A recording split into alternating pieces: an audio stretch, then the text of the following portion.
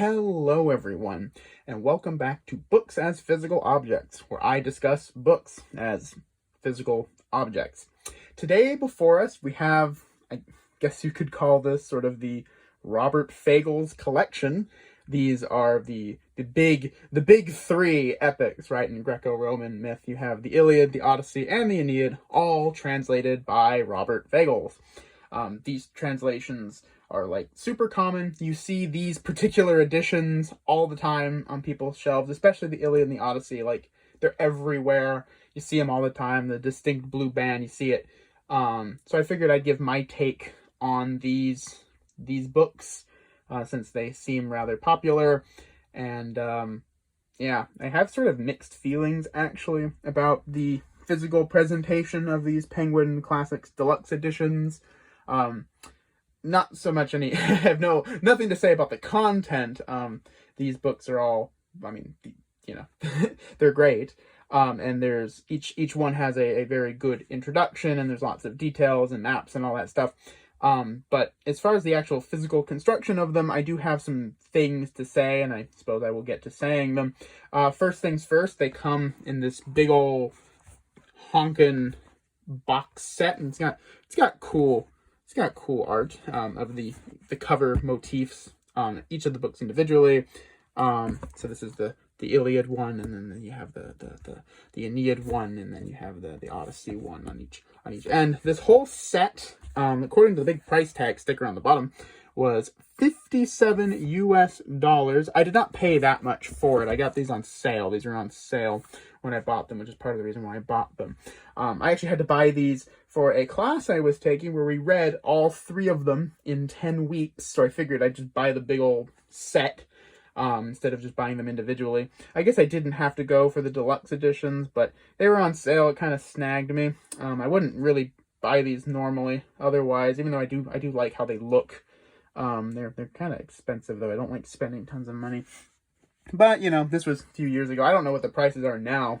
This was a couple years ago. So who knows? I haven't checked. But that's how much I paid for them anyway. Well, actually, it was less. It was like 40 something. But anyway, here they are. If we pull them out, they come out of the case rather easily. So there's the case. I'll set that aside. So you have the Aeneid, the Iliad, and the Odyssey all put side by side. And, again, the covers look great.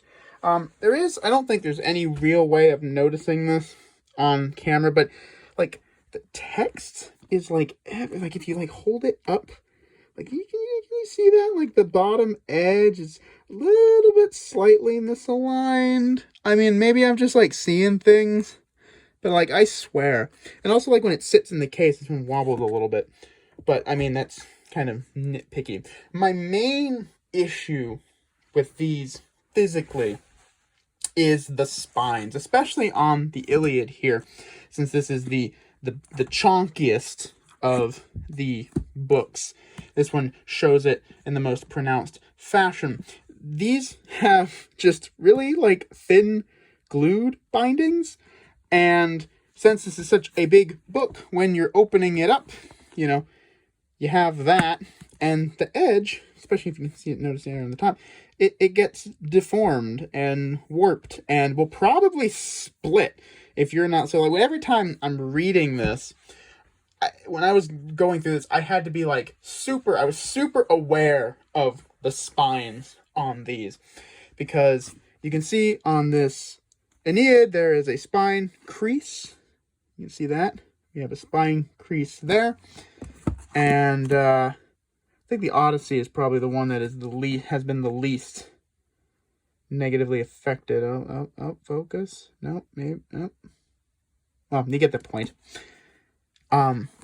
So that's something to be aware of. I don't know why these Penguins, the deluxe editions opt for these paperbacks. I would just bind it in hardcover. I think that would avoid this, because this spine is very precarious, and that's a little bit annoying to deal with. Other than that, they're beautiful though. The cover design is great. You have these, like, flaps They all have the deckled edges, which is kind of cool, but like, I don't know, that doesn't really add all that much to me. It does feel kind of cool. It does feel kind of cool. But it's the spines, though. The spines are kind of a killer for me. I mean, look at that. How are you supposed to keep this in good shape if you want to read it, especially if you want to read it multiple times? I mean, these are nice and they were expensive. I don't want to like have it break and get all, have my spine crack open on me. I paid good money for these. So that is a bit disappointing. It's hard to open your book cup all the way when you're constantly aware that you are putting pressure on the spine and causing creases and potentially even other damage. I don't know if this is like a common thing with the Penguin Deluxe editions. I just have these 3 because I'm not a big Deluxe edition guy. I just kind of get my hands on whatever. But that is one thing that I'm kind of dissatisfied about. But, in terms of the positives, like I've sort of mentioned, the cover design is great. These have, paper is nice quality paper, acid free. The deckled edges are kind of cool. They're fun.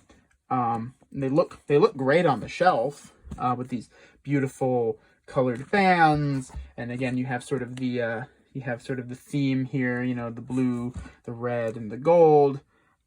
It's just those spines. Those spines are kind of a killer, especially, like I said, on the Iliad. And I think I'm starting to repeat myself. One final thing. Virgil with an I instead of an E.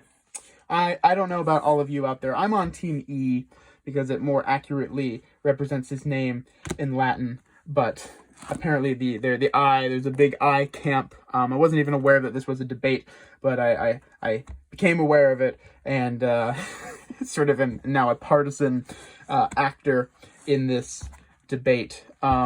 So perhaps you can put in the comments if you spell Virgil with an E or an I. There's apparently a long history of both, so be very curious to see what all of you have to say.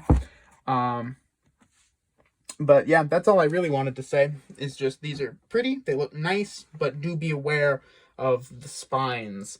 That is kind of a shortcoming, I think, and I don't know if that's unique to these, or this is a common feature for all of these Penguin Deluxe editions. But yeah, so that's my 2 cents about these.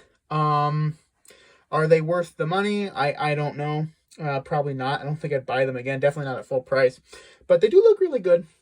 Okay, I'm repeating myself again. So that means I've run out of things to say. So like, comment, subscribe, all of that stuff that you're supposed to ask people to do. You should do that. I appreciate you for listening, and have a good one.